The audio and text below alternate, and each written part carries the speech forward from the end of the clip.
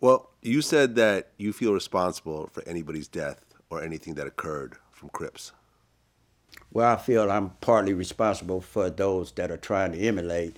And I do feel when somebody's life is taken because I feel if people wouldn't have been emulating us and others, it wouldn't be fair. So, in my personal opinion, I feel sad for people who lost their loved ones due to senseless violence. I like to give a shout out today also to Charlotte Lewis, whose son was killed March 20th, the day her son's birthday, Davian. And that was right before the Nipsey Hussle incident.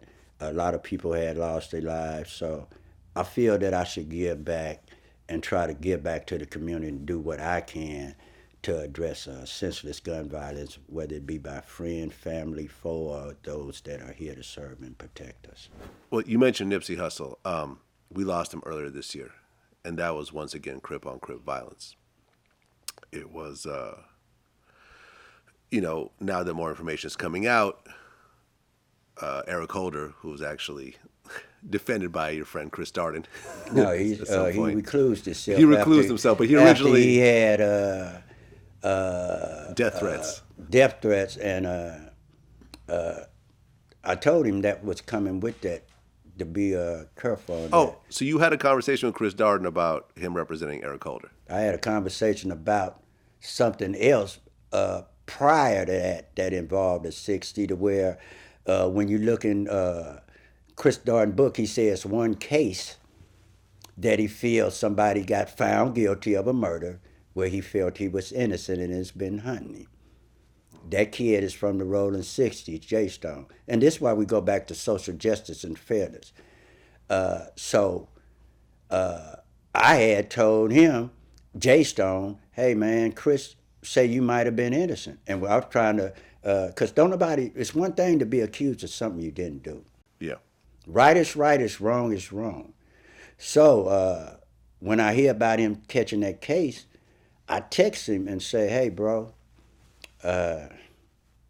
be careful. These are the Rolling 60s. There's nobody to play with. Watch yourself. Why do you think he took on that, representing Eric Holder? Well, I know why he took it on. Why is that? Because Eric Holder probably, when you seen John Hinckley shoot the president, he got to use a defense called mental capacity. He was mentally unstable. Temporary insanity? Yeah.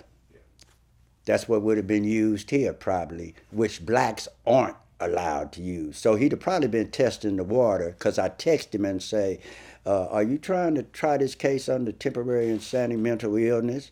And he didn't respond, but I say, I understand that's what you're probably trying to do. And that's what blacks aren't afforded to do, and how a lot of times these cases could be somewhere they were mental ill health to where they should have been sent to a hospital or something and treated for treatment as opposed to mass incarceration, or being incarcerated and treated as a criminal.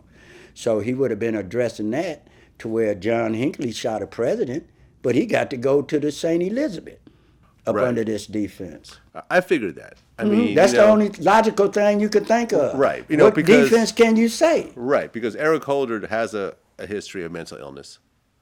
Matter of fact, they finally caught him in a mental hospital. That's where he just checked himself in.